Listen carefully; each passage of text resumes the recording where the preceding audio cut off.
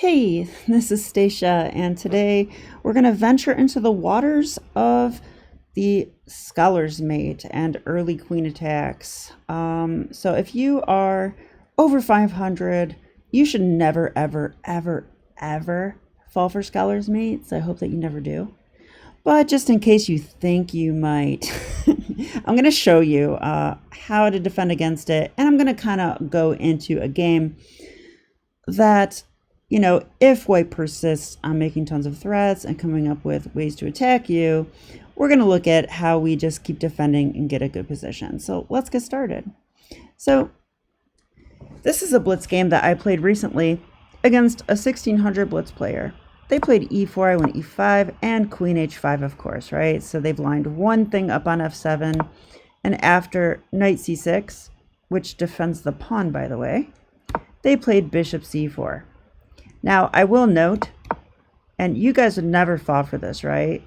If you go g6 right now, you're going to blunder your rook. So I don't recommend that. Like, we could block with our queen, but they get a rook. Then we take check. Then I actually like this move for white, because even though it looks bad, because they just hung their pawn, and now their rook's trapped, their rook's not trapped. There's bishop f3, and I love this little construction, and of course white's winning here. But you guys would never fall for that, right? So after queen h5, knight c6, we simply protect the pawn. That's really the idea. And then bishop c4 came.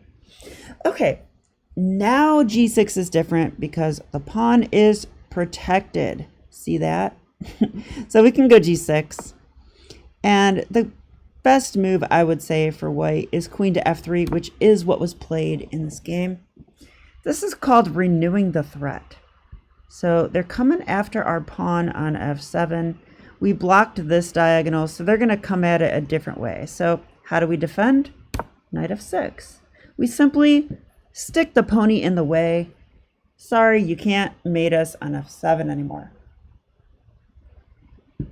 Okay. So now in the game, my opponent played knight e2. This move is sort of necessary because, well, notice that when they put their queen on f3, guess what can't go there anymore? Yeah, the knight would like to be on f3. That's the best square for the knight, but it's not available. So he goes knight e2. There's another reason to play knight e2 as well. Like, let's just say he goes like knight c3, which seems like a good try, and it probably is, because you're trying to get into that square.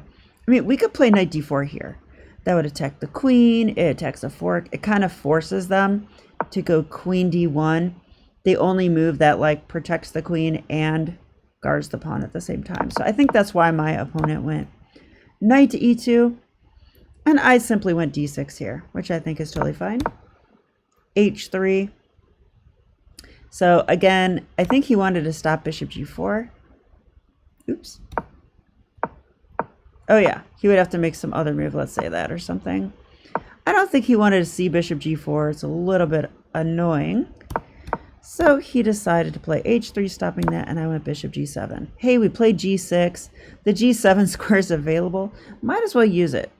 I usually don't like my bishop blocked by a pawn, but in this case, they've moved their queen around like 10 million times. Okay, maybe 3 times.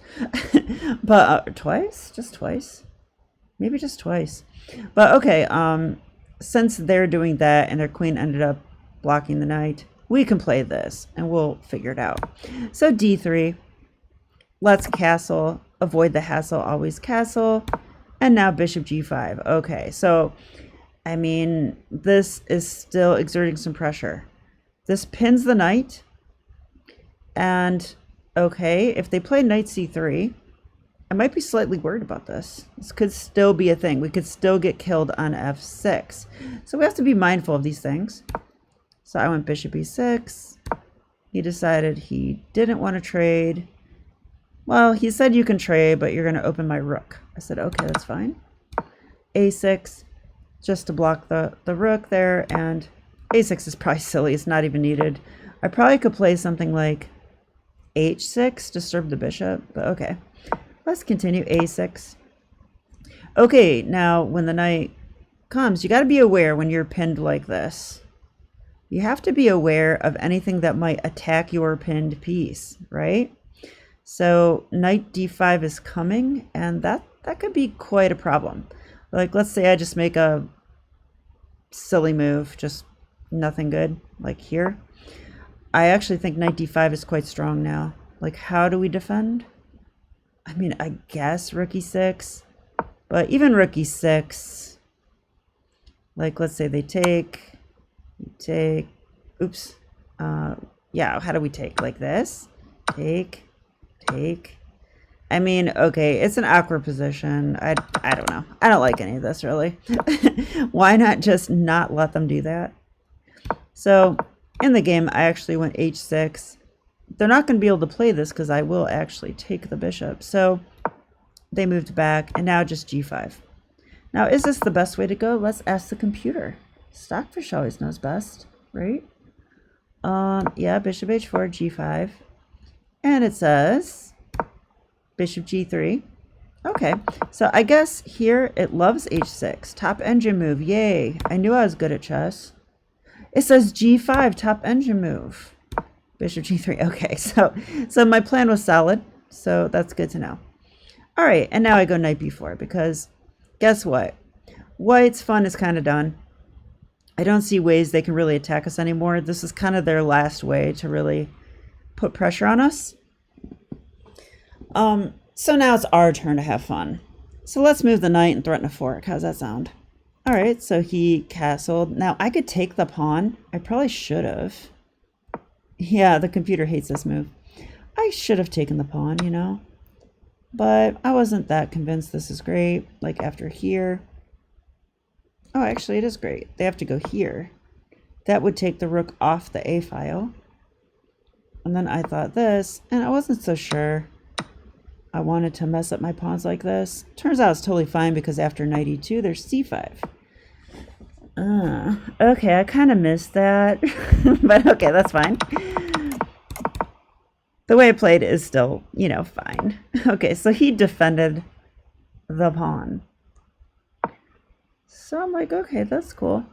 I just wanted to move my knight out of the way, play c5, and then, you know, have a super ultra protected knight on d4. That was sort of the idea there.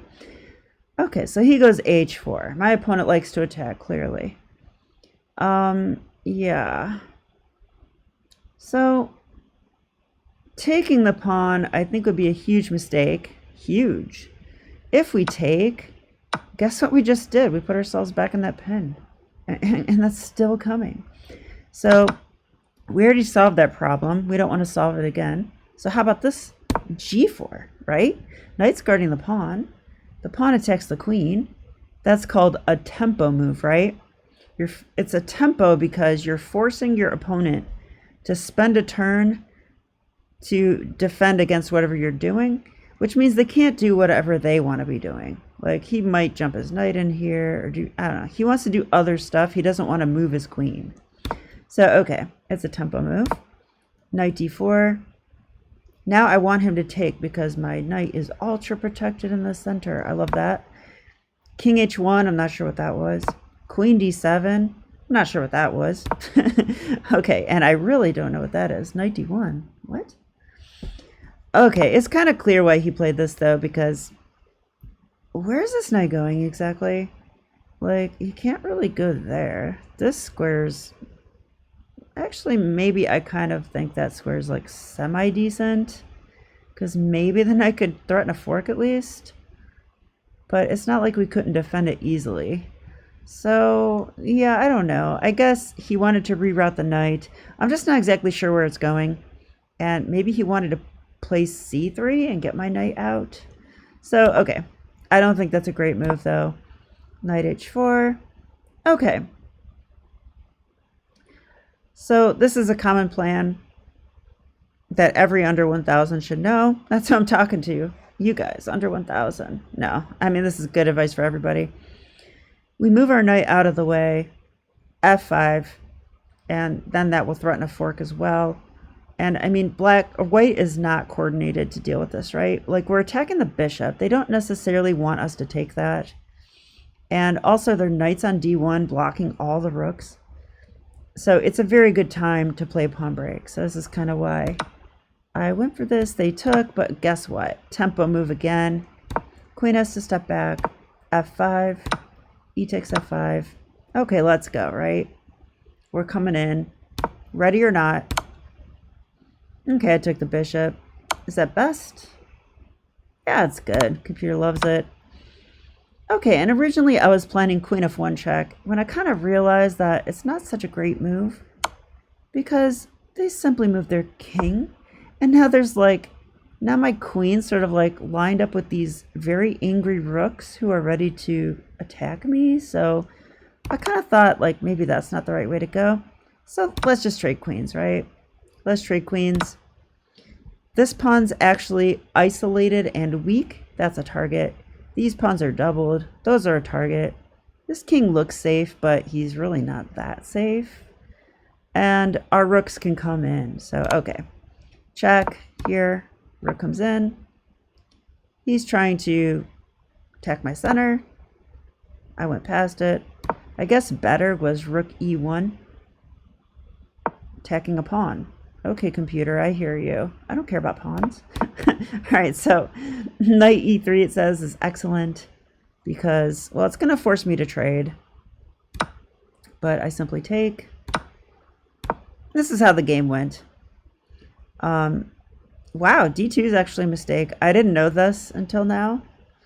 So I had a better way to play. I could have played rook f2, which would, again, attack a pawn. This would be more accurate for sure. We might go here and attack the knight. We might go here, take a pawn. We might push our pawn. It's protected now. So you get the point.